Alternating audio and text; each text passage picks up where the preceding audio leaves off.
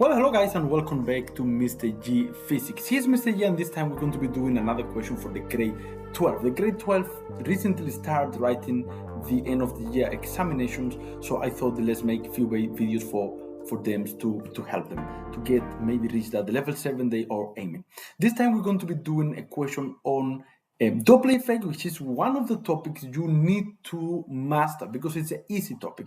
So you need to try and get full marks in this specific topic so you can get that level 7 you are all aiming for. Now at the moment I am at school, I'm in a free period, so I thought let me just make a quick video. But before we move on, don't forget to subscribe for the channel. Just click the subscribe and you get all the notifications and videos I post on regular basis. Now this question, which I said it was question done in the Western Cape in 2023, said the following: a sound source moved towards a stationary listener at the velocity of 30 meters per second. The wavelength of the sound as observed by the listener is equal to 0.375 meters. Assume that the speed of sound in 330 meters per second. So what we're going to do first, and I recommend you this one with all the topics, not only with Doppler effect. Let's write the data that we have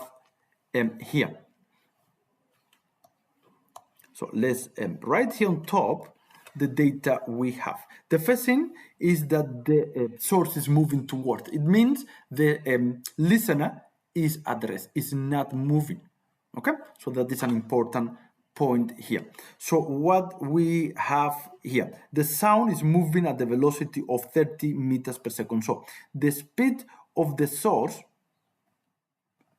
is equal to 30 meters per second. That is the first data we have here. Second, the wavelength of the sound is going to be 0.375. The wavelength detected. They say the wavelength of sound as observed. The wavelength of sound that the listener detect is going to be, wavelength of the sound is going to be equal to 0.375. 375 meters. We're going to write here speed of the listener is equal to 0. It's not moving. They're telling you in the question. And the speed of sound is equal to 330 meters per second. Okay, that is all the data. It will help us to find out further questions when they ask you to calculate something here. Now, the first question, 6.1.1 for 2 marks, say, state the Doppler effect in what? Guys, in the Doppler effect question, they always are going to ask you for the Doppler effect. So you have to memorize it. You don't memorize it tomorrow. You memorize it now, immediately. Just stop the video, write it down, and memorize it real fast. So let's go to a new page to write that specific Doppler effect in Word. And here we are now. They say the Doppler effect is the apparent change in frequency observed by the listener when there is a relative motion between the source and the listener. Guys, there's 2 marks. 1 mark, and these are part that you cannot forget. Apparent change in frequency. You cannot forget that part, otherwise the Doppler effect is not correct, and you won't get 2 marks. Observed by the listener when there is relative motion between the source and the listener. That is the second mark that you will get here. So if we give mark to this part, the second mark is for that one there. So you have to say is the apparent change in frequency detected by the listener is part of the Doppler effect. You must write it. Because there is a relative motion between the listener and the source. There is, for this question, you'll get 2 marks. And I'm sure you all can get those 2 marks. So if we go back here to the question, say, calculate the frequency of the sound which the listener observed. Guys, we have the data. So we are going to use this specific formula I'm putting here on my site, this formula that was done in grade 10. It is given to you in the exam. So if you think you are going to get confused, let's go quickly to the formulas. I'm showing you all the question paper. Here are all the formulas, and when you go to wave sound, that formula that I'm marking here is the one you are going to use to calculate this specific frequency that we are looking for. The data is given to you, and we can do it on this side. We don't need a new page. You can see the whole question paper. We're going to solve all this question paper. It's not a problem with that. So let's look for the formula real fast. Let's write it here in this specific point here. We have the speed is equal to frequency multiplied by wavelength. They say calculate the frequency, so we are looking for frequency. We now go to substitute the data. We have all the data. The speed of sound, which is 330. Let me write it here. 330 is equal to frequency, which we are looking for, and the wavelengths detected by the listener, which is equal to 0,375. The rest is calculating here, which is quite simple. So when you do the calculation, you will get that the frequency is equal to, I have it in the calculator, 880 hertz. This is the frequency detected by the listener. Okay, that is the frequency of sound detected by the listener. If we give mark this only 3 marks, one for the formula, one for the whole substitution, and 1 mark for the calculation of frequency. Guys, quite simple up until here. Now they say calculate the frequency of the source. Now we have to use the formula of Doppler effect. And if I'm going here to all the formulas, I want to show you the formula is here. Guys, you have to make sure you write the formula exactly as it is there. You cannot change that formula. If you change the formula, you lose marks. So write it with a plus minus. It's nothing to do. You go to the formulas, it's given to you, and you write it exactly as it is in there. Okay, so we have the formula, and we did write the formula. I write the formula exactly as it is in the exam. All right, so now we have to substitute, and we have everything. The frequency of the listener is what we just calculated, which is 880, is equal to, now, the first speed that you can see here is the speed of sound, which is 330. 330. You can see that it's plus minus on top. The listener is not moving, so it's going to be 0. Whatever plus or minus is just 330 plus or minus 0, which is the same.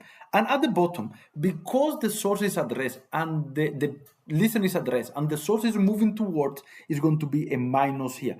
The speed of the source is 30.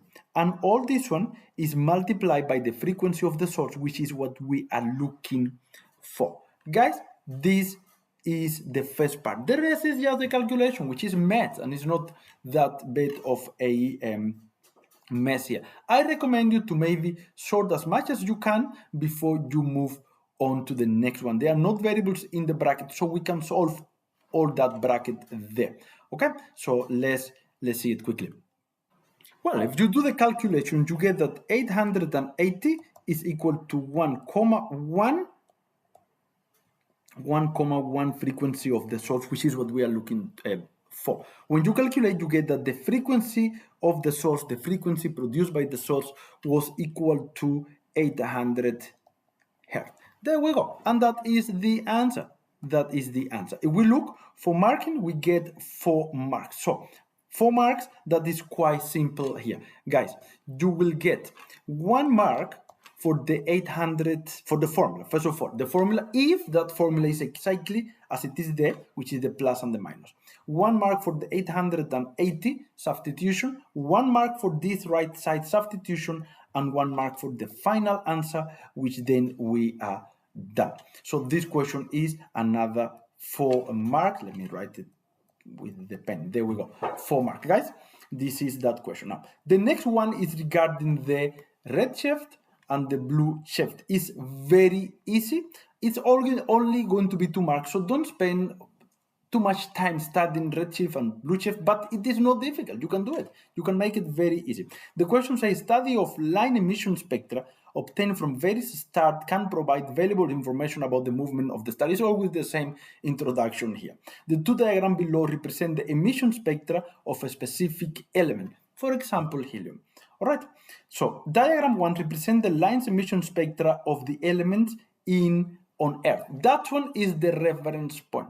This one is on Earth. Let's write here, maybe I can write here somewhere on Earth. So that one is the one we are going to compare. We're going to compare from that one there.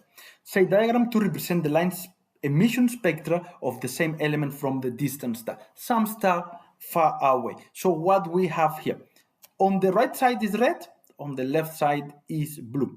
If we look from the one we are using for compare here, let's just maybe mark what is going to happen. What do you see here? This line shifted to the right. All the lines shifted to the right.